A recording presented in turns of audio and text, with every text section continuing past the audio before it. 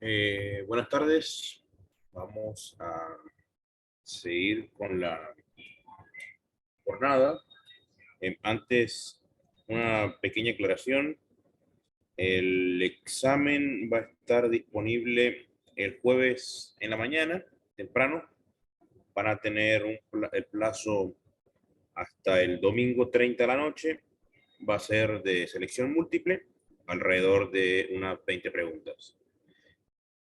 Y las charlas van a estar disponibles, les decía, van a estar disponibles a partir de mañana y no se van a compartir las presentaciones. Así que van a tener los videos a su disposición para que los vean cuantas veces sea necesario para el examen. Así que ahora continuamos con la charla de Octavio, del doctor Octavio Furlong, sobre espectroscopía fotoelectrónica de rayos X, principio y aplicaciones. El doctor Furlong es investigador adjunto de CONICET y profesor adjunto de la Universidad Nacional de San Luis. Realiza sus actividades de investigación en el Laboratorio de Físico-Química de Superficie del Instituto de Física Aplicada de esta universidad.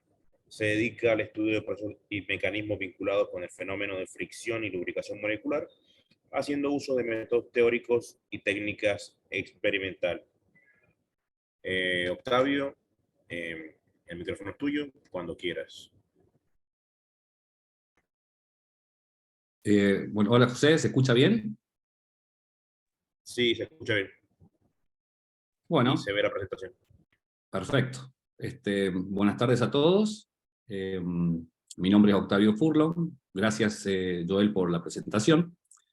Y hoy les voy a contar de qué se trata lo que se conoce como espectroscopía de fotoelectrones de rayos X, conocida como XPS, sus principios y aplicaciones.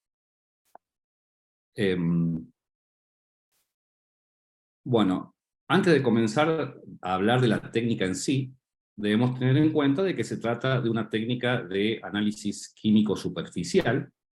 Entonces vamos a comenzar por preguntarnos por qué es importante estudiar las superficies. Vamos a ver cuáles son las condiciones de trabajo necesarias para realizar estos estudios y después meternos en lo que es XPS en sí, recordando el efecto fotoeléctrico, que es el principio en el cual se basa esta técnica, y luego veremos qué tipo de información se puede extraer de los resultados que se obtienen. Bueno, ¿por qué es importante estudiar las superficies? Si es fácil imaginarnos de que todos los materiales interactúan con el entorno justamente a través de la superficie. Es decir, que son los átomos que se encuentran en las primeras capas superficiales, ya sean propias del material o absorbidos sobre él, lo que van a determinar la reactividad de los materiales. Algo que a su vez determina las propiedades de absorción, catalíticas, corrosión, etc. Una frase interesante fue dicha por Pauli en 1945, que dijo: Dios hizo los sólidos y el diablo las superficies. Y con esto lo que quería remarcar era la complejidad que involucra el estudio de las superficies. Tengamos en cuenta que los átomos superficiales se encuentran en una configuración electrónica diferente a los átomos del bulk, es decir, su coordinación disminuye, van a estar expuestos al entorno en el que se encuentran, y por lo tanto sus propiedades son más complejas. Por lo general tienden a reorganizarse para minimizar su energía, por lo que el estudio de los mismos, no solamente por entender los procesos, sino por la complejidad experimental que lleva involucrado, es muy importante. Desde el punto de vista de incentivos tecnológicos, generalmente las superficies están asociadas con algún tipo de función, ya sea absorbente, reflectora, ser soportes de algún otro material, por lo que su estudio también es de gran interés en la industria de los semiconductores, catalizadores, Bueno, hay muchos ejemplos. Como también en la nanotecnología, en donde la relación entre el área superficial y el volumen aumenta drásticamente, y por lo tanto los procesos superficiales cobran mayor relevancia. Bueno, con esto está claro que es de gran interés el estudio exclusivo de las superficies. De esto es lo que se encarga la ciencia de superficies. Y bajo este contexto, tenemos que tener en claro a qué nos estamos refiriendo con la superficie. Y la vamos a definir como las primeras capas atómicas de una muestra dada, que estaría en el orden de los micrones o menor. Esto significa que las muestras de análisis son extremadamente pequeñas. Como vamos a ver más adelante, la técnica de XPS analiza un área de aproximadamente 1 milímetro cuadrado o menor. Entonces, el volumen que tiene nuestra muestra es extremadamente pequeño, por lo que las condiciones en las que se realizan los experimentos tienen que estar muy, muy bien controladas. Con esto podemos hacernos dos preguntas. ¿Cuáles son las condiciones de trabajo que nos van a permitir hacer estudios exclusivos de la superficie? Como también, ¿cuáles son las técnicas que permiten el desarrollo de esta ciencia? Tengamos en cuenta que para cualquier tipo de análisis, en este caso químico, la muestra que vamos a analizar tiene que ser representativa del sistema en estudio. Y por lo tanto, las condiciones de trabajo tienen que ser tales que nuestras muestras sean capaces de mantenerse libres de contaminación durante al menos el tiempo que va a llevar la medición. Y esto es un problema cuando trabajamos con muestras que son extremadamente pequeñas. Y como les voy a mostrar a continuación, por estas razones, uno de los enemigos principales de la ciencia de superficie es la presión. A ver, tengamos en cuenta que estamos analizando unas pocas capas atómicas. Es decir que si nuestra muestra se contaminara con una sola monocapa, eso podría dar lugar a resultados erróneos y que no son representativos de la muestra que estamos analizando.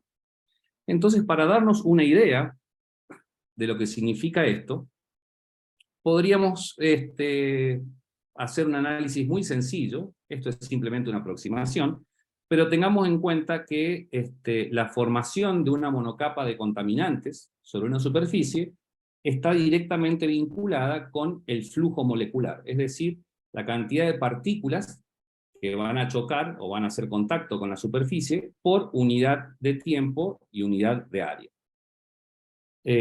Aplicando la teoría cinética de los gases, deducimos que el flujo molecular es directamente proporcional a la densidad del entorno, de la fase gaseosa, multiplicada por la velocidad molecular promedio.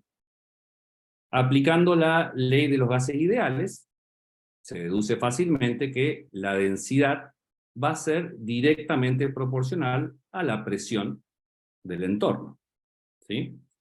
Entonces llegamos a una ecuación que justamente nos está dando esa información. Por otro lado, teníamos la velocidad molecular promedio, que básicamente no nos vamos a detener en esto, pero donde claramente la temperatura juega un rol importante. Entonces, en conclusión, la presión está íntimamente relacionada con la cantidad de moléculas que van a hacer contacto con la superficie y por lo tanto con el tiempo en que nuestra superficie puede mantenerse limpia.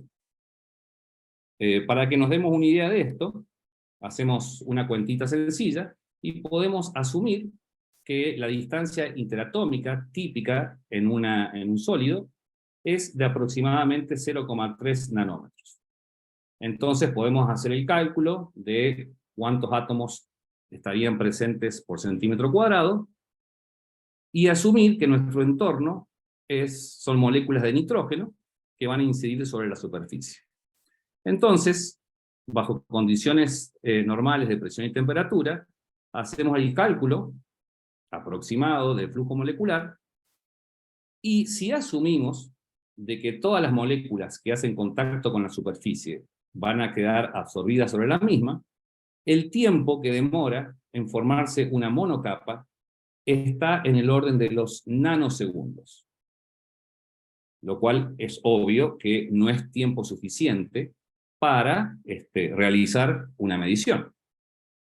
Por lo tanto, ¿cómo podemos resolver este problema? ¿Cómo podemos extender el tiempo en el que se forma una monocapa?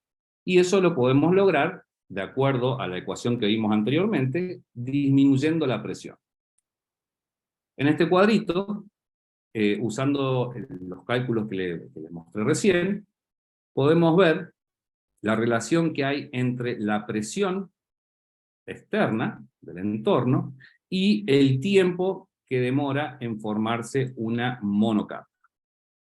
Y podemos ver que recién cuando se alcanzan condiciones de ultra alto vacío, es decir, en el orden de 1 por 10 a la menos 10 torr, es cuando tenemos tiempo suficiente para realizar una medición, ¿sí? Otro factor importante es el camino libre que puede recorrer una partícula sin colisionar con otra, que también está directamente vinculado con la presión. ¿Por qué es importante esto? Bueno, estas técnicas requieren la excitación de la muestra, la cual va a emitir partículas con información característica. Por lo tanto, tenemos una fuente, ya sea de fotones o electrones, que va a hacer incidir un haz sobre nuestra muestra, y eso experimentalmente requiere el viaje de partículas con información desde nuestra fuente hasta nuestra muestra, está en el orden de los centímetros, y a su vez las partículas que van a ser emitidas por la muestra tienen que ser detectadas, por lo cual es muy importante que estas partículas puedan viajar libremente desde la fuente a la muestra y de la muestra al detector, sin colisionar con otras, perdiendo así la información de interés que nosotros estamos buscando. Entonces, las condiciones necesarias para realizar este tipo de estudios son de ultra alto vacío.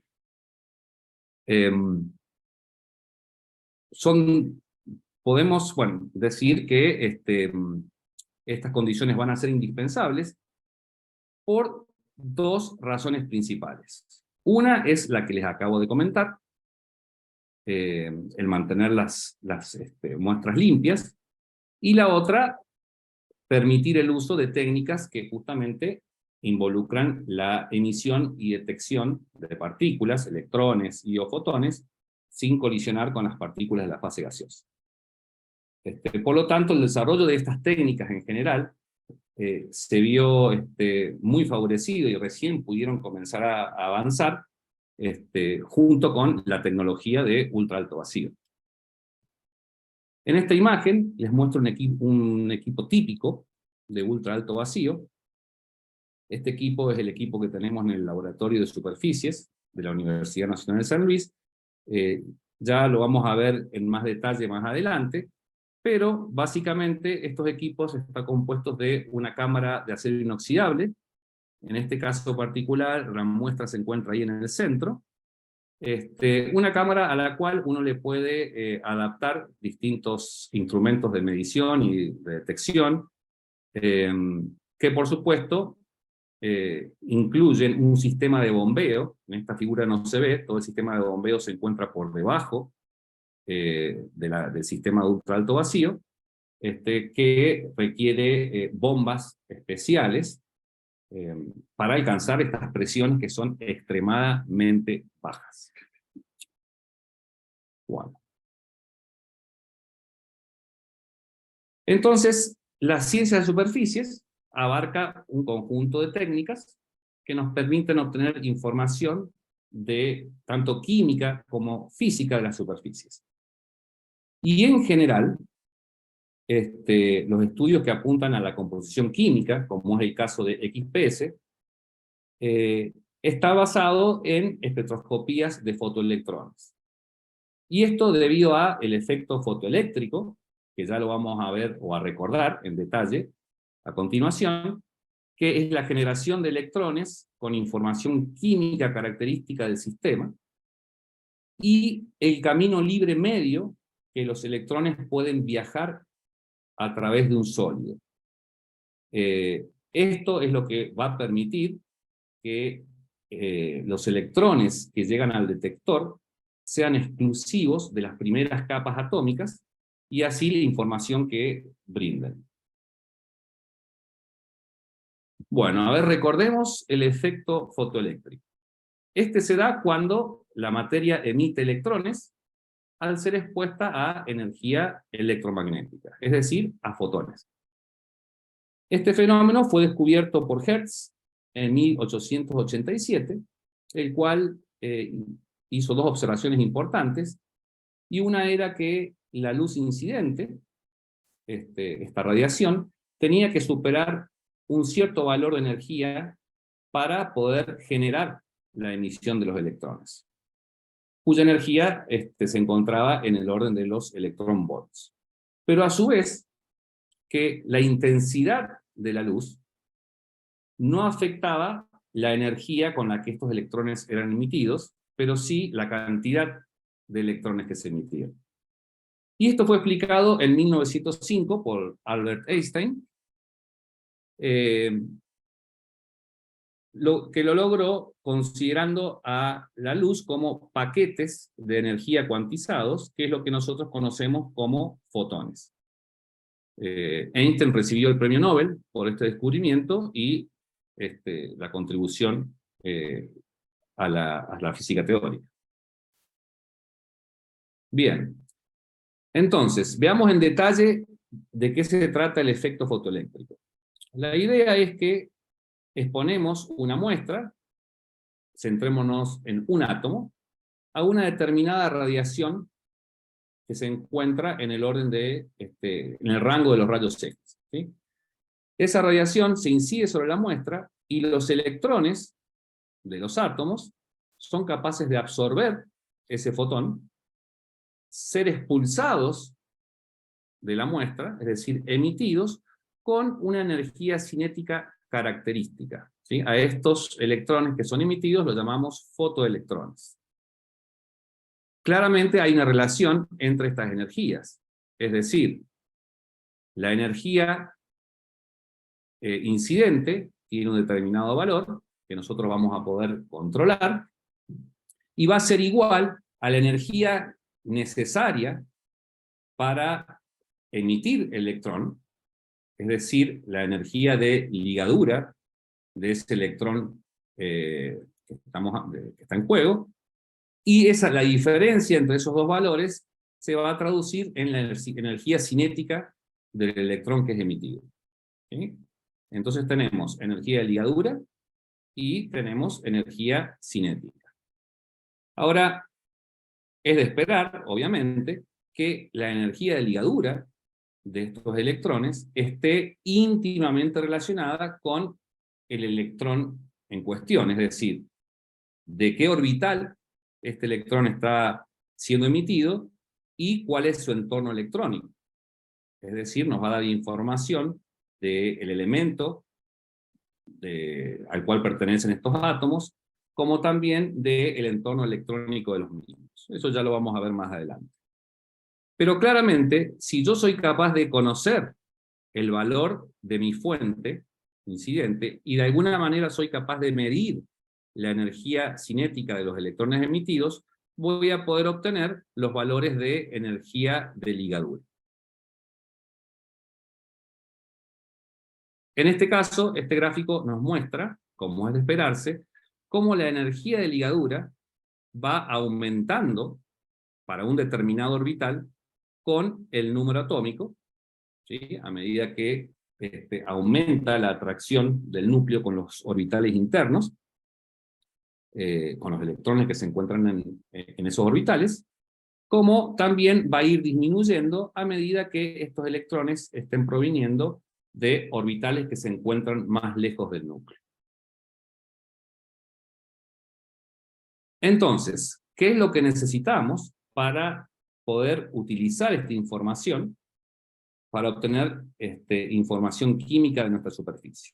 Bueno, una muestra que sea representativa del sistema del estudio, libre de contaminantes, condiciones de ultra alto vacío, por las razones que ya le comenté, y una fuente lo más aproximada a ser monocromática posible y bien definida de fotones, para saber exactamente el valor, ¿sí?, de el haz incidente, y luego poder detectar de alguna manera los electrones emitidos, es decir, lograr medir su energía cinética. Y por otro lado, en nuestro caso, que la información que obtengamos sea exclusiva de las primeras capas atómicas.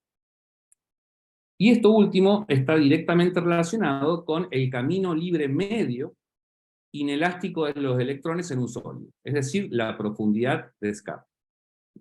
Supongamos que nosotros fuéramos capaces de que todos los átomos de nuestra muestra emitan electrones, ¿sí? El tema es que los únicos electrones que van a ser capaces de salir de nuestro sistema y llegar al detector van a ser los electrones pertenecientes a los átomos de las primeras capas atómicas.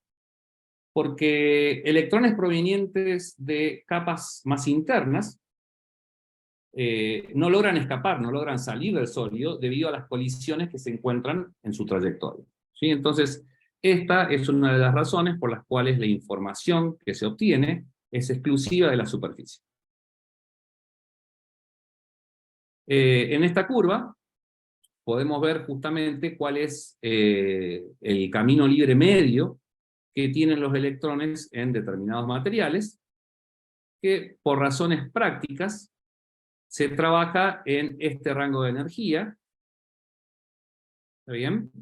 Que involucra electrones que pueden viajar en el orden de los antrons, un poquito más, sin colisionar con otros en su camino.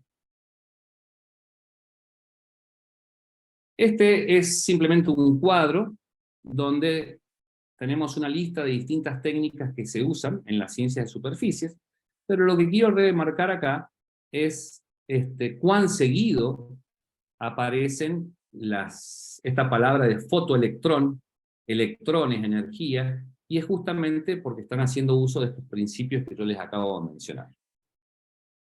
Pero nosotros hoy nos vamos a centrar en particular en la espectroscopía de XPS. Bien, entonces, ¿qué es XPS? Bueno, es una técnica de análisis superficial basada en el principio fotoeléctrico. Es un método no destructivo que nos permite extraer información exclusiva de la superficie. También lo pueden llegar a encontrar en la literatura como ESCA, que es espectroscopía electrónica para análisis químico, pero el término XPS es mucho más común.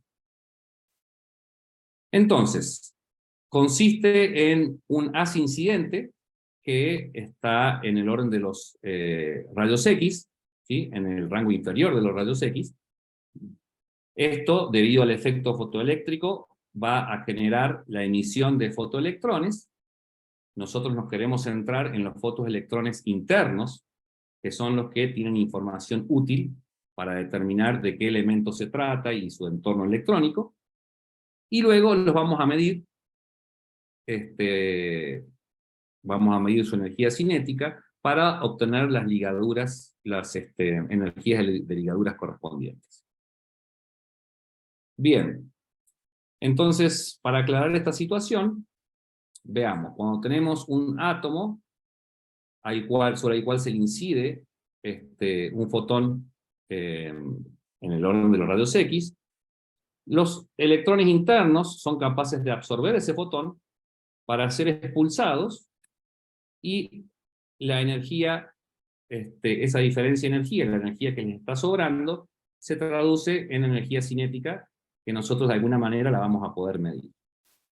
Y por lo tanto, podemos extraer la información relacionada a la energía de ligadura de estos electrones en cada uno de los átomos, y así determinar los elementos que se encuentran presentes. Entonces, cómo podemos producir los rayos X y cómo podemos medir la energía cinética de los electrones emitidos. Bueno, el principio sobre el cual se generan los rayos X es bastante sencillo. Uno lo que puede hacer es calentar un filamento, hacer pasar una corriente por un filamento, de forma tal que se comience a generar la termoemisión de electrones. Esos electrones pueden ser acelerados hacia una placa metálica, que llamamos anticátodo, mediante una diferencia de potencial.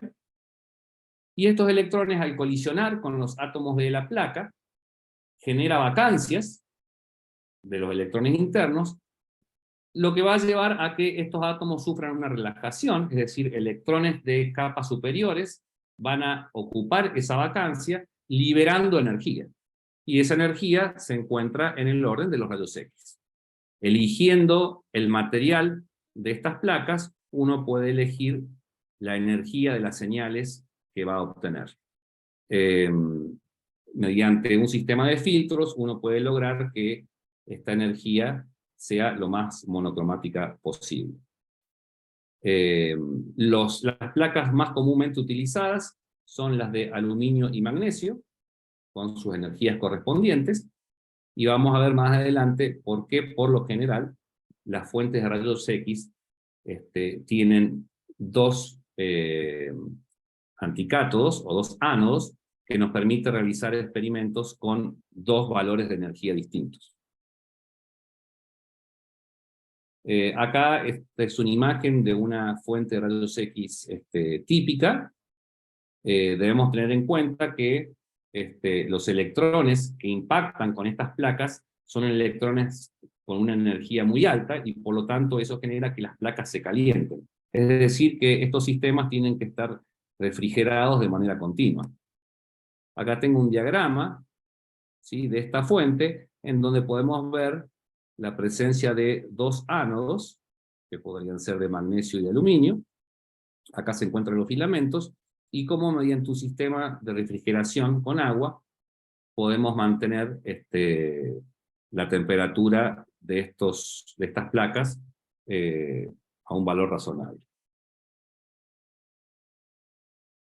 Por supuesto, otra forma de generar radiación es haciendo uso de aceleradores de partículas, como el ciclotrón, cuyas ventajas son el poder regular el valor de la energía sin estar limitados a valores específicos, como es el caso cuando usamos placas metálicas, y generar señales con intensidades muy, muy, muy superiores a las que uno puede obtener mediante las fuentes convencionales.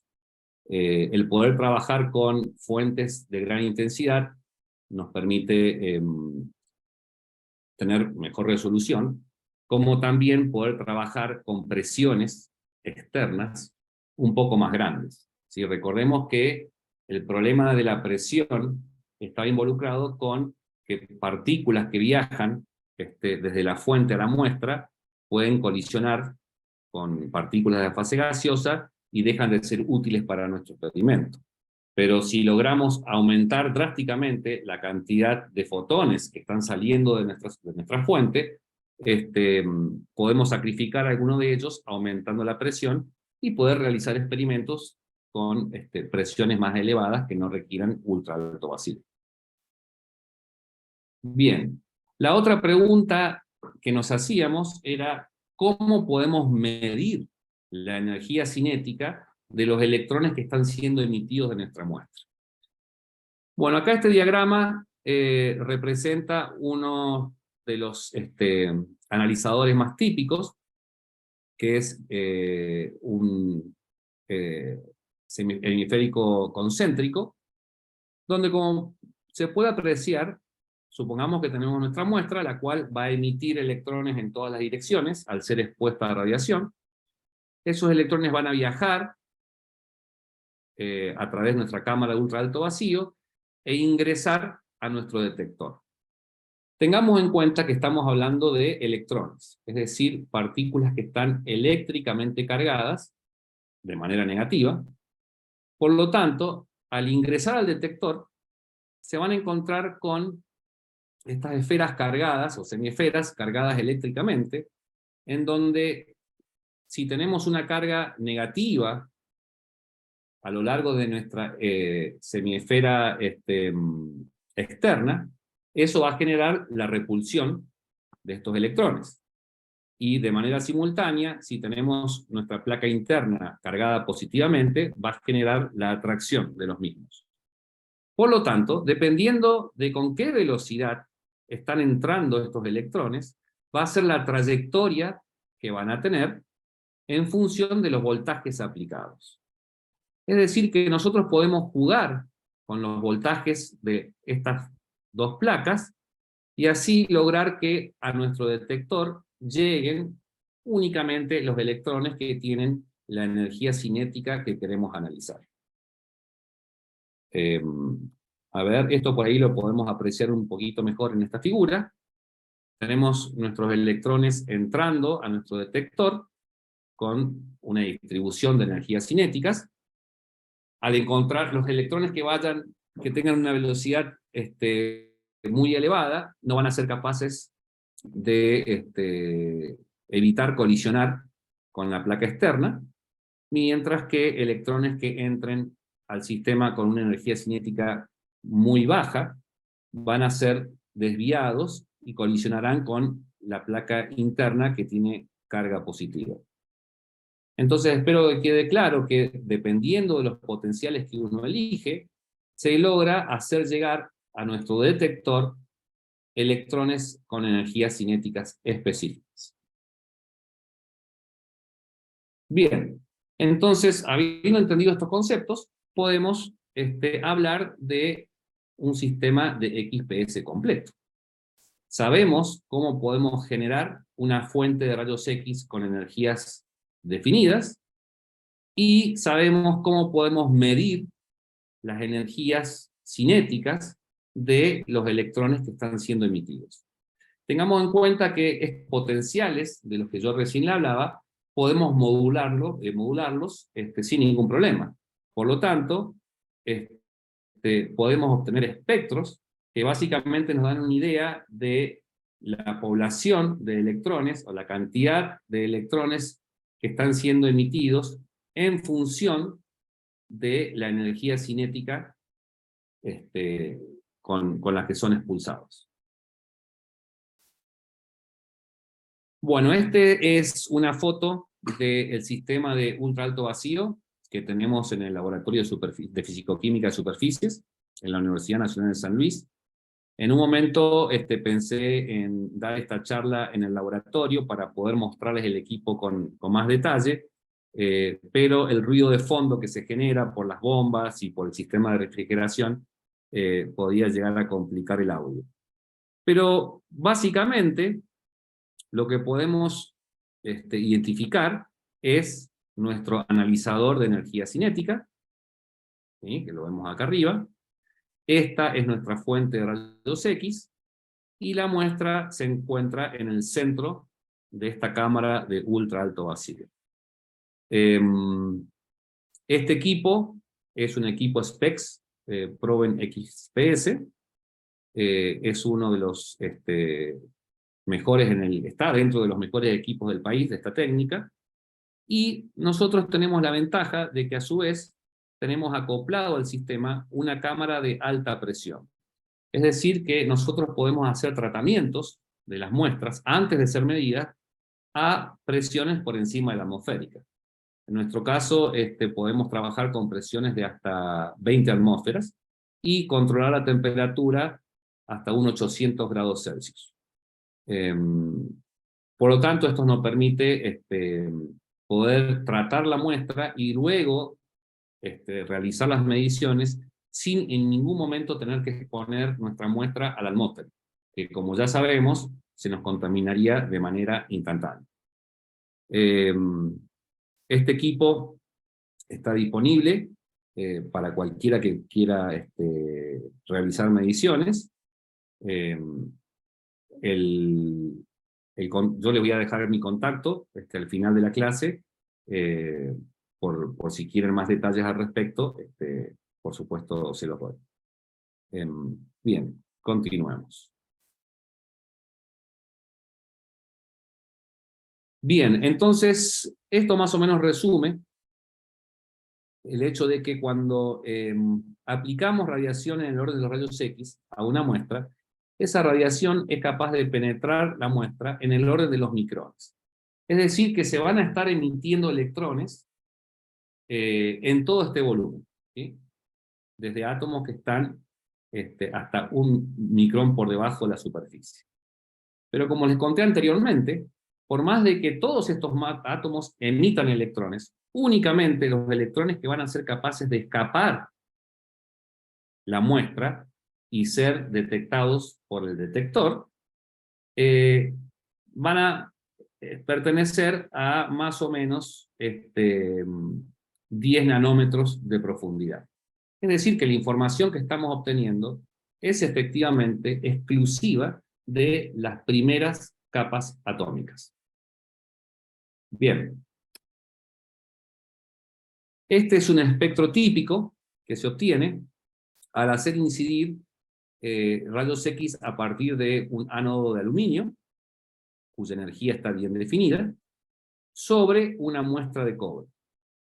Como podemos ver, luego de realizar el experimento, en nuestro espectro tenemos señales correspondientes a electrones de distintos orbitales de los átomos de nuestra muestra, ¿sí? Obviamente, el valor de esta energía, que es la energía de ligadura, que recuerden, ahora la podemos calcular, porque sabemos cuánto vale la energía de nuestra fuente, y hemos medido la energía cinética de estas señales. Por lo tanto, en vez de tener en este eje, en el eje X, el valor de energía cinética, lo podemos convertir a valores de energía de ligadura, y cada elemento tiene señales que son características, y así nos permite a nosotros determinar la composición química de la superficie.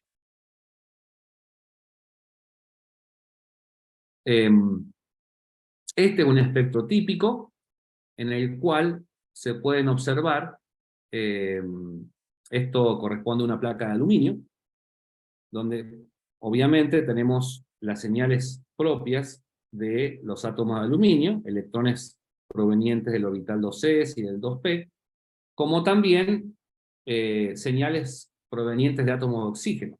Como ya sabemos, al no ser que nuestra placa de aluminio haya sido tratada en ultraalto vacío, va a estar cubierta de una pequeña lámina de óxido nativo, y por lo tanto también vemos las señales de oxígeno provenientes de nuestra superficie.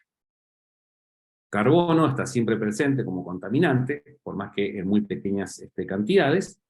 Por lo tanto, este es el espectro esperado al realizar XPS sobre una placa de aluminio.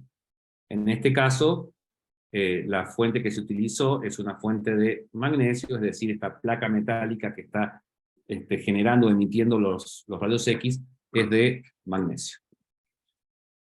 Acá lo que quiero que tengan en cuenta, de que aparte de estas señales, que son señales de XPS, que ya les comenté cómo se originan, van a aparecer otras señales que corresponden a un proceso que se da en paralelo, que es el proceso Auger, y el cual no podemos evitar que suceda, ¿sí? Tengamos en cuenta que nuestro detector va a detectar a todos los electrones que sean emitidos en nuestra muestra, por lo tanto, todos van a ser registrados en el espectro. La ventaja de tener dos valores de energía, como les comenté anteriormente, es que la energía cinética de las señales de los electrones que se dan a través de un proceso de XPS depende de la energía de nuestra fuente, ¿sí? Cuanto mayor energía tenga nuestra fuente, mayor va a ser la energía cinética que vamos a medir de electrones provenientes de la superficie. Sin embargo, para el caso de las señales Auger, la energía cinética de estas señales no dependen de la energía de nuestra fuente. Es decir que cuando tenemos estas señales y no estamos seguros si son señales del proceso XPS o del proceso Auger, lo que podemos hacer es repetir nuestro experimento utilizando un valor de energía incidente diferente y así poder diferenciar cuáles son las señales provenientes debido al proceso XPS y cuál al de Auger. Acá voy a aprovechar para contarles este otro proceso, que es el proceso Auger, que se da en paralelo con el de XPS. Comienzan de la misma manera, generando un electrón que es expulsado, ¿sí? Que en el caso de XPS nosotros medimos la energía de este electrón, pero tengamos en cuenta que ese electrón deja una vacancia en uno de los niveles internos de la configuración electrónica de los átomos de la superficie. Por lo tanto, esos átomos van a sufrir una relajación, donde electrones de orbitales superiores van a ocupar esa vacancia, liberando así energía. Esa energía puede ser absorbida por electrones de capas superiores, y esos electrones que son emitidos a través de este proceso que llamamos Auger, también van a ser detectados por nuestro sistema de detección, y por eso es que aparecen en el espectro de XPS. Lo que sí, la diferencia con ellos es que la energía cinética de estos electrones no dependen de la fuente de excitación, porque estos electrones son generados mediante un fotón, la emisión de un fotón interno, que fue independiente de nuestra fuente de excitación. ¿Sí? Nuestra fuente de excitación lo único que logró fue generar una vacancia en un nivel interno, y luego fue el proceso de relajación el que genera la emisión del electrón que se va a medir. Bien. Entonces, sabemos que la energía de ligadura de las señales que vamos a ir obteniendo están directamente vinculadas con el elemento, ¿sí?, al cual pertenecen los átomos de la superficie. Ahora, a su vez, aparte del elemento, también va a haber una dependencia con el estado de oxidación. ¿Y esto por qué? Porque a medida que cambie la densidad electrónica alrededor de un átomo, también van a cambiar las ligaduras. Es decir, si nosotros aumentamos el número de oxidación, podemos deducir que nuestro átomo se encuentra con una deficiencia de carga negativa a su alrededor.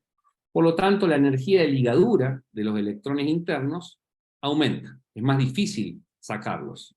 Entonces, el estado de oxidación, aparte del elemento en cuestión, también va a determinar cuál es el valor de energía de ligadura que vamos a medir durante el experimento, ¿no? Por la misma razón, también va a estar afectada esta energía de ligadura por la coordinación de los átomos que estemos midiendo, ¿sí? Y la regla es que a menor densidad electrónica, mayor va a ser la energía de ligadura de un electrón en un determinado orbital. A esto lo llamamos desplazamiento químico.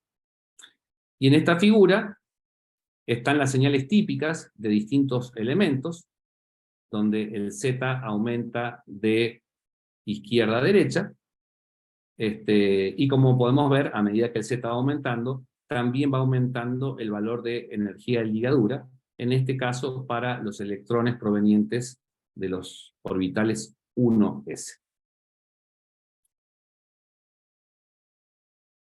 Bueno, este es otro ejemplo de una placa de aluminio con una lámina de óxido nativo en su superficie. Por lo tanto, si esa capa de óxido es bien delgada, nosotros vamos a estar recibiendo señales provenientes tanto de el aluminio elemental, ¿sí?, está por debajo de esa capa de óxido, como aluminio que forma parte del óxido, en este caso, aluminio 3 positivo. Por lo tanto, nosotros vamos a poder diferenciar dos señales correspondiente a las dos especies de aluminio presentes. Como vemos nuevamente, acá la señal de aluminio más 3 tiene una energía de ligadura superior a la de aluminio 0. Acá les quiero aclarar que, como verán, la energía de ligadura está aumentando de derecha a izquierda. Y esto es porque el espectro que uno obtiene de manera directa de nuestro detector es en función de la energía cinética. La energía cinética va a aumentar de izquierda a derecha. Entonces, conociendo el valor de la fuente incidente, el valor de energía de nuestra fuente de rayos X, nosotros convertimos esta escala de energía cinética a energía de ligadura y nos queda apuntando en la dirección opuesta. Bien. Esto es un poquito más de lo mismo, donde tenemos la señal típica de los electrones 2p provenientes de átomos de aluminio elemental, aluminio 0, y vemos cómo esa energía se desplaza, se corre hacia valores mayores, para el caso del óxido de aluminio, y lo mismo se da una situación muy similar para el caso del silicio, ¿sí? Donde cuando se trata de óxido de silicio, la señal de los electrones provenientes de los orbitales 2p se desplaza a valores de energía de ligadura mayores. Entonces, no solamente estamos siendo capaces de determinar de qué elemento se trata, sino también el estado de oxidación que tiene en nuestra muestra. El otro factor era la coordinación. ¿Sí? La coordinación, de acuerdo a qué está unido los átomos del elemento que estamos analizando, va a determinar la densidad electrónica alrededor de esos átomos, y por lo tanto, estas señales van a sufrir un desplazamiento en sus valores de energía de ligadura. Como podemos ver, acá hay dos ejemplos. En este caso tenemos el cloroformiato de etilo, y lo que estamos mostrando en este caso son las señales de los electrones provenientes de los orbitales 1s del carbono. Y si nosotros miramos este compuesto, esta molécula, que podría estar absorbida sobre nuestra superficie, vemos que tenemos distintos tipos de átomos de carbono, con entornos químicos diferentes. En este caso tenemos tres, el A, el B y el C.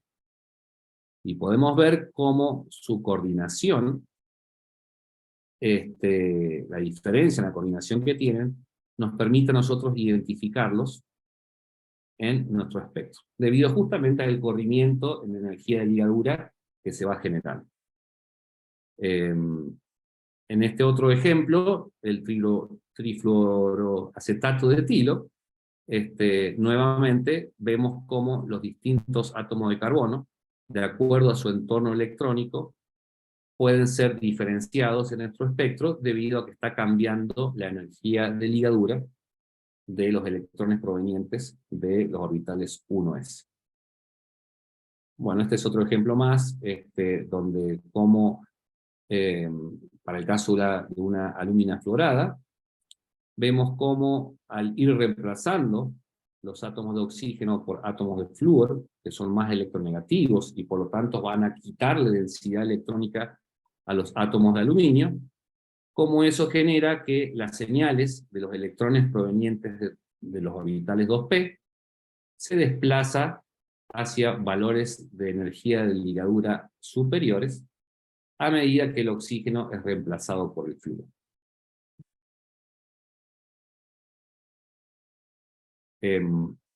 Bueno, este es otro gráfico que muestra lo mismo, pero en conclusión, lo que estamos diciendo es que podemos determinar el entorno químico de nuestros elementos en nuestras muestras mediante esta técnica de XPS. Por supuesto, los cambios en energía de ligadura tienen que ser lo suficientemente grandes como para poder diferenciarlos en nuestros espectros. Por lo tanto, no es posible en todos los casos, pero sí logramos obtener diferenciar estos picos cuando ese desplazamiento de la energía o corrimiento químico está en el orden de los electronvolts.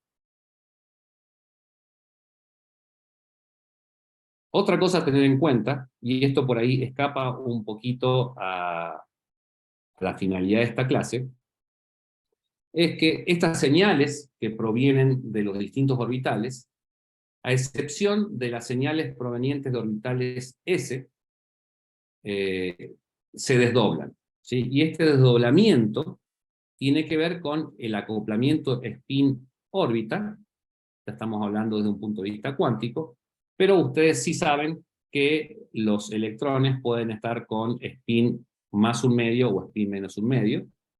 Eso genera campos magnéticos a su alrededor, que cuando interactúan con el campo magnético del orbital, debido a que están girando alrededor de él, se generan estos acoplamientos en donde las señales se desdoblan en dos.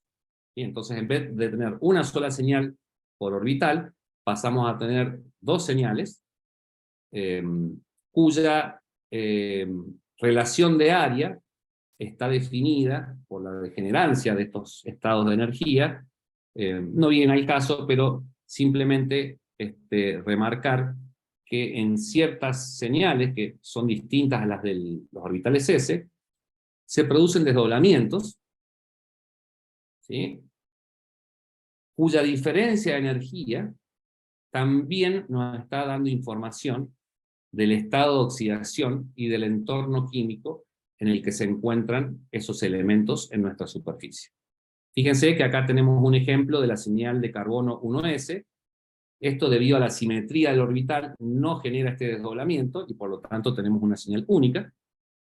Y para el caso de señales 2p, 3d y 4f, en este caso para el cobre, para la plata y para el oro, sí podemos detectar y definir la presencia de dos señales provenientes de electrones que están siendo emitidos de un mismo orbital, lo cual también nos está dando información sobre la composición química de nuestro sistema. Una de las limitaciones que tiene esta técnica es que podemos trabajar solamente con muestras conductoras. ¿A qué se debe esto? Bueno, no nos olvidemos que esta emisión de electrones que estamos detectando, lo que hace es generar una superficie con carga positiva.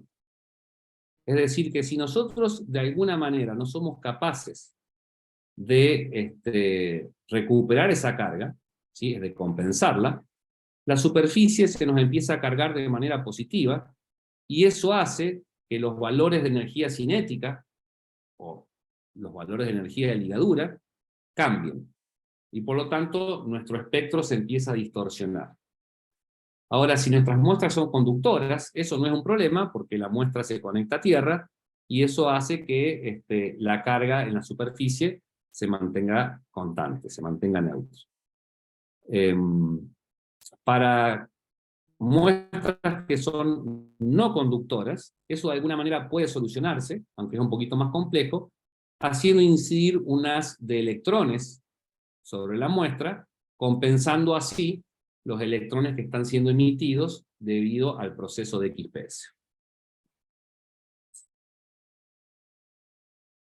Esta técnica, al igual que la mayoría de las técnicas de ciencias de superficies en ultra alto vacío, también nos permite obtener perfiles de profundidad, es decir, ir analizando la composición química de nuestra muestra a medida que nos vamos metiendo hacia adentro, ¿sí?, a medida que vamos aumentando la profundidad. Eso se logra aplicando la técnica de abrasión por iones, que consiste en hacer incidir un haz de iones argón de alta energía sobre nuestra superficie. Esos iones colisionan con las superficies y debido al momento que traen son capaces de arrancar átomos completos y por lo tanto ir delaminando nuestra superficie, y vamos intercalando abrasión con la medición XPS y así podemos obtener un perfil de concentraciones en función de la profundidad de nuestra muestra. La desventaja de este método es que estamos modificando nuestra muestra, literalmente la estamos destruyendo para poder medir. Pero la técnica de XPS tiene la ventaja de que podemos llegar a obtener información en función de la profundidad. Esto estamos hablando en el orden de los angstroms, sin destruir la muestra. Y a ver si podemos entender lo siguiente. Nosotros dijimos que la señal que se obtiene es exclusiva de la superficie, debido a que únicamente los electrones provenientes de las primeras capas son los que escapan y llegan al detector. Es decir, que nuestra muestra pasa a depender del recorrido que pueden hacer los electrones sin colisionar con otras partículas en su camino. Ahora, tratemos de entender que si nosotros al detector lo ponemos a un determinado ángulo de la superficie de nuestra muestra, ese recorrido ya no es un recorrido vertical, sino que los electrones tienen que salir de manera lateral, en ángulo, y por lo tanto, únicamente van a llegar al detector electrones de una profundidad menor, ¿sí? Porque el camino que los electrones pueden recorrer, esa distancia sigue siendo la misma, pero ahora la tienen que recorrer con un determinado ángulo, y por lo tanto abarcan un número de capas atómicas inferior. De esta manera uno puede obtener un perfil de profundidad, a pesar de que esa variación de profundidad es muy pequeña, pero es un método no destructivo, lo cual es una gran ventaja. Esto se aplica más que nada cuando se hacen estudios de films muy delgados, ¿no? En este caso, tenemos una muestra de silicio, ¿sí? Bueno, hay una pequeña capa de aluminosilicatos que, cuando el experimento se hace con un ángulo entre la muestra, la superficie de la muestra y nuestro detector de 90 grados, podemos apreciar la señal proveniente de esta capa muy finita de óxido sobre la superficie, pero también alcanzamos a ver los átomos de silicio elemental que están por debajo.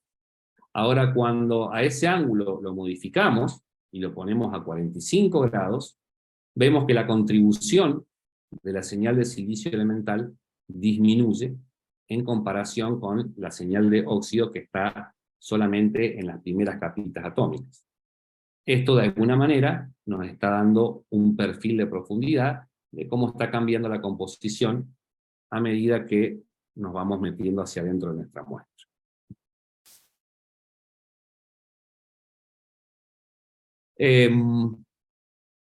Bueno, estas señales, estos picos que obtenemos, claramente están determinados no solamente en energía por los elementos, sino su tamaño, es decir, el área de estas señales está directamente vinculado con la cantidad de electrones de los orbitales que tienen determinada energía que están llegando al detector. Por lo tanto, está relacionado con la cantidad de átomos de una determinada especie en la superficie. Es decir, que haciendo el análisis de las áreas de estos picos, nosotros podemos obtener información sobre la concentración atómica de distintas especies sobre la superficie. ¿Está bien? Esto lo pueden ver más en detalle, pero la intensidad de estas señales, por supuesto que depende del elemento en cuestión, de la sección eficaz de fotoionización. Bueno, esto es un poquito más detalles que por ahí escapan a lo que les quiero contar hoy, pero lo que sí les quiero dejar claro es que esta es una técnica que no solamente nos va a decir las especies químicas presentes, sino que también nos da información sobre la concentración de estas especies en nuestra muestra. Entonces, ¿para qué es útil la técnica de XPS? Bueno, para determinar la composición elemental en una superficie, y estamos hablando en el orden de los 10 nanómetros, ¿sí? Unas pocas capas, dándonos información sobre el estado de oxidación y de coordinación de los átomos de nuestra superficie. Con esto podemos determinar si nuestra superficie está contaminada o no, determinar la fórmula empírica, como también la densidad de los distintos estados electrónicos que pueden estar presentes. Y en particular, la de XPS, esta técnica, también nos permite obtener perfiles de profundidad que no son destructivos. Es decir, nosotros podemos medir una muestra con esta técnica y esa muestra puede ser utilizada para realizar algún otro tipo de medición sin haber sido afectada en el proceso.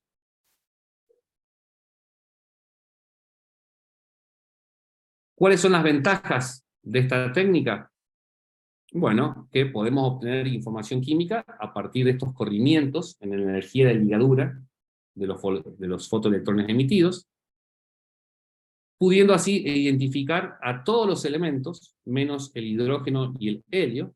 Tengamos en cuenta que esta información química que llevan los electrones que llegan a nuestro detector es porque son electrones internos de los átomos de nuestra muestra. En el caso del hidrógeno y el helio, no tenemos electrones internos, son electrones de valencia, y por lo tanto sus señales son extremadamente débiles y no pueden ser utilizadas para determinar su presencia. Es una técnica superficial, ¿sí? Las señales que vamos a obtener y la información que vamos a extraer está en el orden de los 10 a 100 Armstrongs de profundidad. La técnica es prácticamente no destructiva. En un solo espectro nosotros logramos detectar la presencia de todos los elementos, ¿sí? En un solo experimento. Podemos hacer un análisis cuantitativo de los resultados y obtener, bueno, los perfiles de profundidad no destructivos. Ahora, ¿cuáles son las desventajas? Bueno, que el análisis que hacemos es de áreas muy pequeñas. Las áreas de medición están en el orden de 1 milímetro cuadrado para abajo. Eso significa que, a no ser que nuestras muestras sean muy homogéneas, debemos tener cuidado con los resultados porque pueden llegar a ser no representativos de nuestro sistema en estudio, ¿sí? Y por ahí hay que hacer más de una medición en distintos lugares para asegurarnos que los resultados están representando el sistema. Hay ciertas limitaciones cuando se trata de muestras aislantes, debido a este efecto de carga que les comenté. Bueno, esto no sé si llamarlo una desventaja, pero la información que vamos a obtener es exclusiva de la superficie. Nosotros, como estamos en el campo de las ciencias superficies, esta es la ventaja que tiene. No tiene una muy buena resolución lateral, pero esto es comparado con otras técnicas de las ciencias de superficies, como Oyer, que permite obtener una resolución mucho más alta. Y como las mediciones se hacen en ultra alto vacío, las muestras tienen que ser compatibles con estas condiciones. ¿Qué significa esto? Bueno, que estamos trabajando con muestras sólidas y cuya presión de vapor tiene que ser muy, muy baja. Si no, las muestras se nos evaporan adentro de nuestras cámaras de ultra alto vacío, adentro del equipo. O esos vapores que generan nos pueden llegar a contaminar el ambiente. Por ejemplo, es uno de los problemas que se da cuando trabajamos con estaño. El estaño tiene una presión de vapor relativamente baja, por lo tanto, al introducirlo a los sistemas de ultra alto vacío, genera el desprendimiento de átomos de estaño que nos cubren la cámara, los detectores, la fuente, y eso puede ser un problema. Al igual que no nos permite mantener la presión lo suficientemente baja para realizar las mediciones. Bueno, y ya que me está sobrando un poquito de tiempo, acá les quiero contar sobre una aplicación de esta técnica a estudios de absorción, ¿sí? Este es un artículo que fue publicado el año pasado en la revista Scientific Report. Hay que interese en ver los detalles, bueno, acá está la información para que lo busquen. Pero básicamente lo que hacen es estudiar la eficiencia y el mecanismo de absorción de cadmio en soluciones acuosas, utilizando lo que se llama el barro rojo, modificado con dióxido de manganeso. Ya sabemos de la importancia de tratar de limpiar nuestras aguas de metales pesados, ya que son extremadamente tóxicos y cancerígenos. Y el cadmio justamente es uno de los más tóxicos para los seres humanos. Por lo tanto, se dedica, hay muchos estudios relacionados con poder preparar absorbentes de metales pesados que sean de bajo costo y que sean eficientes. ¿Está bien? Y últimamente, en los últimos años, se le ha empezado a prestar atención a lo que se conoce como barro rojo, que es un residuo sólido de la industria de la alúmina, es decir, que se genera en grandes cantidades y por el momento no se le ha encontrado utilidad. Pero debido a sus propiedades alcalinas, el hecho de que tiene una porosidad y una dispersibilidad elevada, es considerado como un buen candidato para la absorción de iones metálicos. El problema es que por sí solo, su capacidad de absorción no es suficiente para llevarlo a la práctica. Por otro lado, se sabe que el dióxido de manganeso es un óxido de bajo impacto para el medio ambiente y que tiene muy buenas propiedades para ser absorbente de metales pesados, en particular del cadmio 2 positivo. ¿Sí? Entonces lo que proponen en este estudio es modificar al barro rojo, introduciendo partículas de dióxido de manganeso para mejorar su eficiencia en cuanto a la absorción de cadmio en aguas residuales. Entonces, voy a ver. Acá. Bien. Entonces, usan XPS a lo largo de su estudio, primero para poder confirmar la adición del dióxido de manganeso en el barro rojo.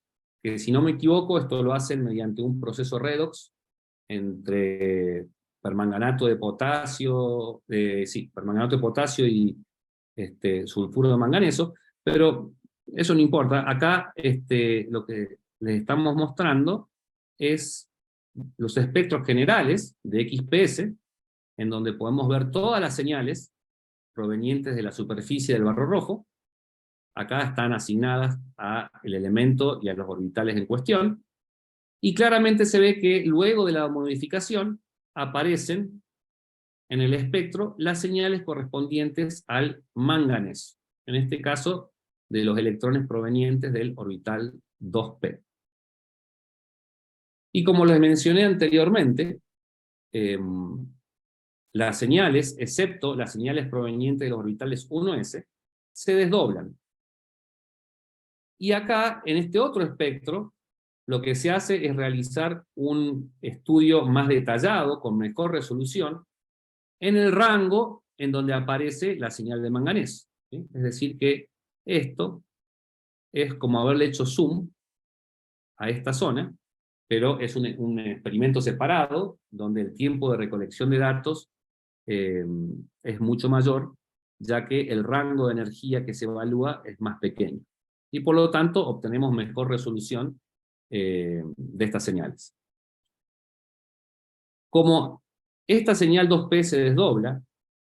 Lo que se hace es medir la diferencia de energía entre los picos, y esto, en el caso del estudio realizado, puede confirmar la presencia de que el hecho de que se trata de manganeso 4. ¿Está bien? Entonces, con esto pueden confirmar la correcta adición de dióxido de manganeso al barro rojo. ¿Está bien? Y luego vuelven a utilizar la técnica de XPS para confirmar la absorción de cadmio. Y una vez que el barro rojo fue modificado, ¿sí? Acá tenemos el espectro que vimos en la diapositiva anterior, antes y después de la absorción de cadmio. Y como es de esperarse, aparece en el espectro las señales provenientes de los átomos de cadmio en la superficie. En este caso, se está evidenciando las señales de los electrones 3D de los átomos de cadmio que se encuentran ahora, luego de la absorción, sobre la superficie del barro rojo. ¿Bien? Nuevamente, lo que se hace es realizar un espectro detallado en el rango de energía correspondiente a esta señal de cadmio, mejorando así la resolución, logrando determinar o estimar no solamente la presencia de cadmio, sino en qué forma se encuentra. Y un análisis más fino, que no lo voy a mostrar, pero de vuelta, el que tenga curiosidad puede ir al artículo. Mediante el análisis de estas áreas, y junto con espectroscopía infrarroja, lo que logran es estimar la presencia de cadmio en la forma de complejos, de carbonatos o de hidróxidos. Entonces logran concluir que el cadmio se encuentra en estas formas sobre la superficie. Octavio, te interrumpo un segundo, te quedan 15 minutos. Bueno, muchas gracias, ya estoy terminando.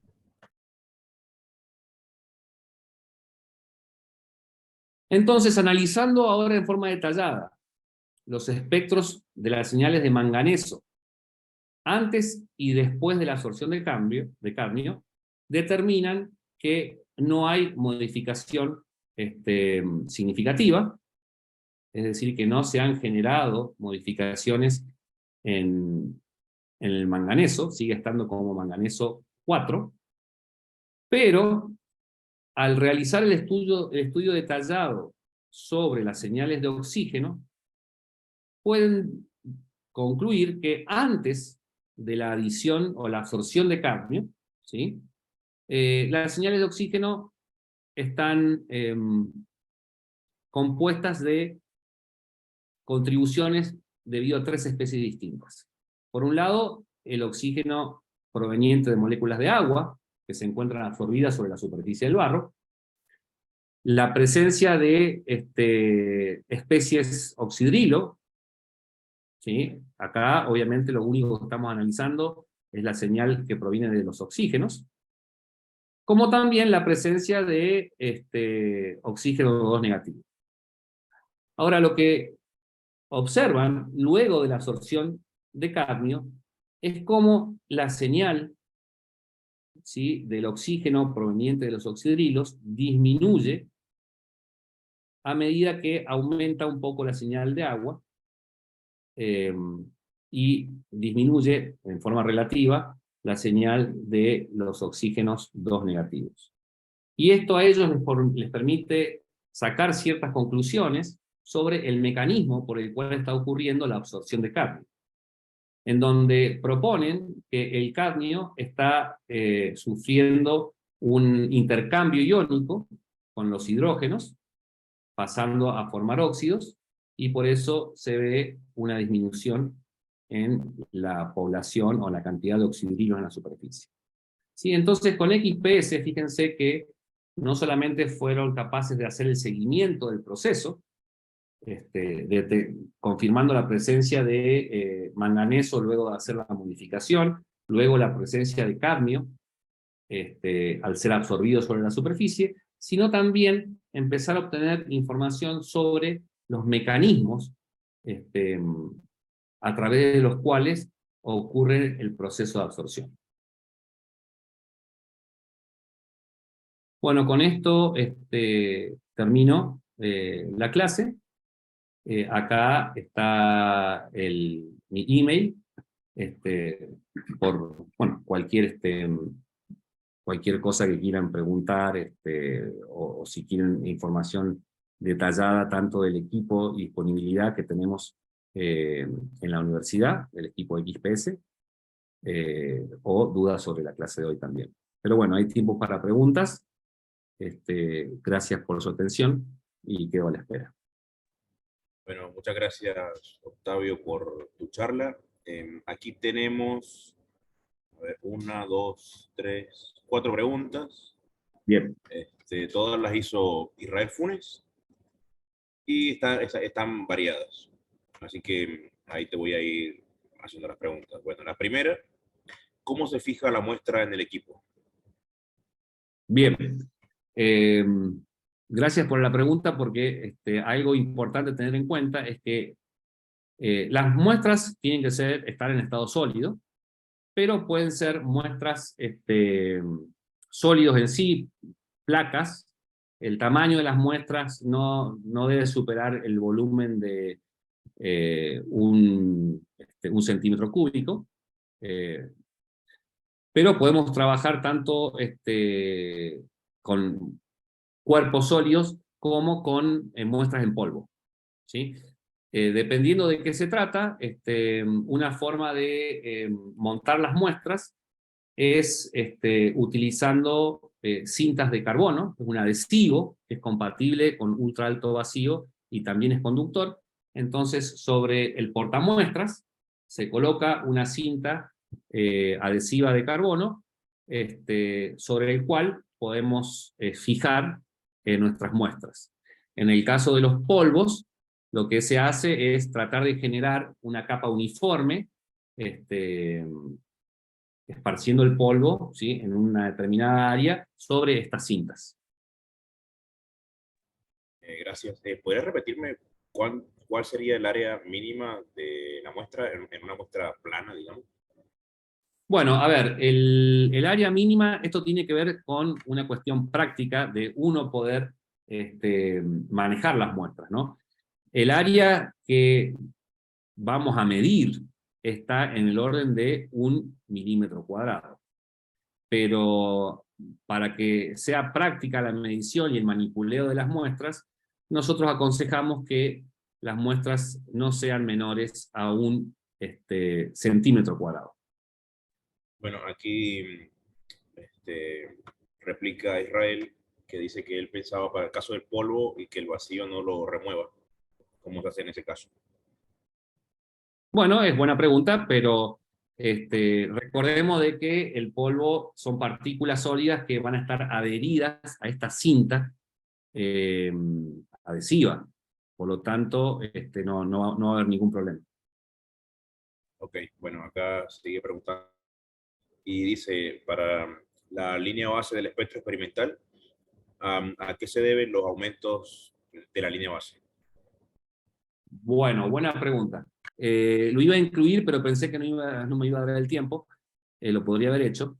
Pero esa línea base tiene que ver con que nuestro detector de energía cinética detecta todos los electrones que llegan a él. ¿Está bien? Entonces, tengamos en cuenta de que de nuestra muestra están siendo emitidos electrones con energías específicas de los orbitales y de los elementos que están presentes, pero van a tener energías específicas aquellos electrones que han sido capaces de escapar de la muestra sin haber sufrido ninguna colisión, ¿sí? Esos son los electrones que tienen información importante. Y son los electrones que nos generan las señales de interés, ¿está bien? Ahora, lo que no podemos evitar es que a nuestro detector también lleguen electrones que han sufrido colisiones, ¿sí? Y eso es lo que va a generar estos escalones de energía que, bueno, es el fondo de nuestro espectro.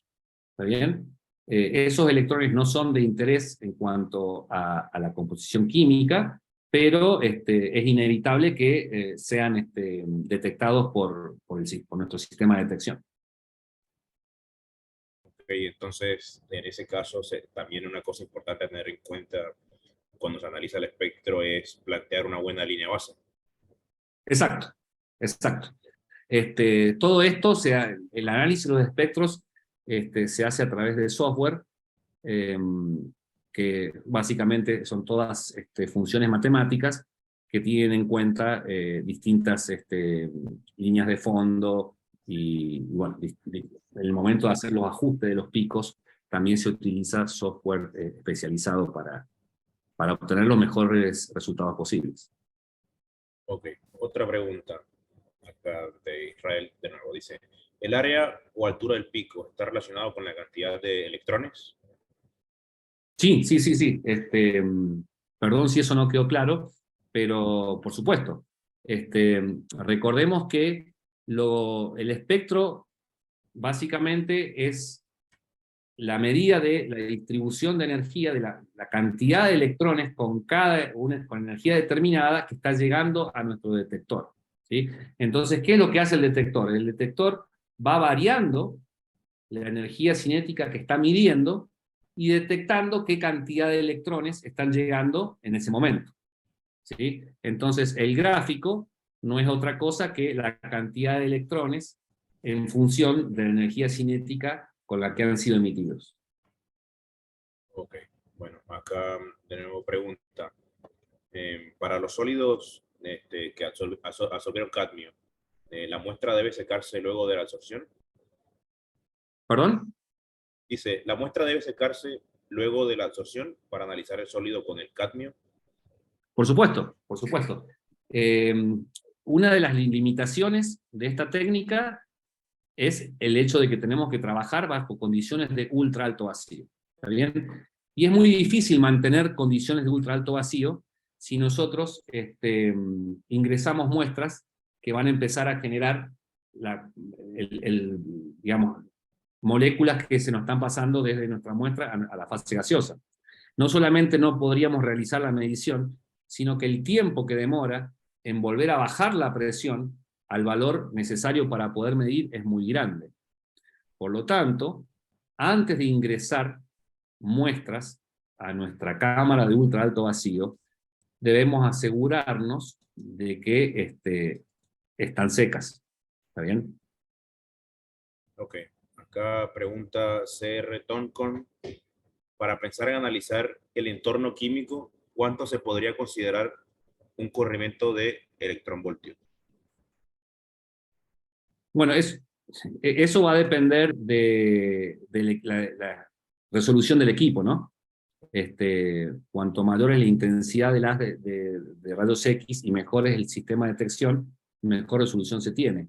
Pero por lo general, esos corrimientos están en el orden de los electronvolt, ¿sí? Cuando los corrimientos están en el orden de los electronvolt, podemos nosotros ser capaces de diferenciarlos en nuestro espectro. Si no, lo que pasamos a tener son picos asimétricos, debido a que se generan hombritos, pero bueno, no llegamos a separarlos completamente. Ok, perfecto. Si alguien tiene alguna duda, alguna pregunta, estamos abiertos para recibirla. Ya hemos respondido a todas las que han llegado, así que quien quiera hacer una pregunta más, este es el momento. Hola, Octavio. Perdón, yo abrí el audio porque por ahí para escribir era mucho. Dale, sí te escucho. No sé quién habla, pero te escucho. Israel Funes te habla. Ah, está bien, a ver. No, en relación a lo de secar la muestra, la consulta era si más o menos el tratamiento era como se hace con el sortómetro, que uno tiene que desgasar bien la muestra para poder recién hacer la medida y lo hace el equipo, o acá es un tratamiento previo que se hace la muestra por fuera del equipo, o el equipo te hace un secado o te desgasa todo el Bien. material. Mira, esto se soluciona, o sea, sin intención, esto se da de esta manera. Es muy difícil llegar a las condiciones de ultra alto vacío. Demora mucho tiempo. Suponete cuando vos abrís el equipo y lo exponés a presión atmosférica, es todo un proceso que lleva a veces 3 o 4 días el lograr que tu equipo esté en las condiciones necesarias para medir, ¿sí? Es la presión para que baje a niveles de ultra alto vacío lleva mucho tiempo.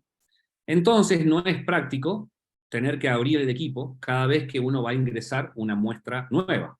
¿Bien? Entonces los equipos lo que tienen es una cámara justamente aparte, una cámara con un volumen más reducido, en donde uno introduce la muestra, se espera a que esa cámara pequeña baje la presión. Durante ese tiempo vos estás desgasando tu muestra, ¿sí? Ya sea una muestra que necesitaba desgasarse o que no, inevitablemente vos tenés tu muestra en esta camarita, esta precámara, durante varias horas antes de ingresarla a la cámara principal, ¿sí? Cuando la presión en esta cámara chiquitita que tiene un volumen reducido es lo suficientemente baja, mediante una compuerta uno conecta esa cámara pequeña con la cámara de medición, que es mucho más grande. Entonces el cambio de presión que se evidencia en la cámara de medición no es significativo y podemos mantener las condiciones de ultra alto vacío. ¿Está bien? Entonces, inevitablemente, por la manera en que nosotros introducimos cualquier muestra a nuestro equipo, va a estar expuesta a un proceso digamos, de secado, ¿sí? Perfecto, perfecto, gracias, clarísimo. De nada. A ver, me parece que ya no hay más preguntas. Bueno, entonces, de nuevo, Octavio, muchas gracias por tu charla. Y con esta charla terminamos la sesión de hoy. Y ya nos veremos mañana a las 9 de la mañana. Así que muchas gracias a todos y nos veremos mañana.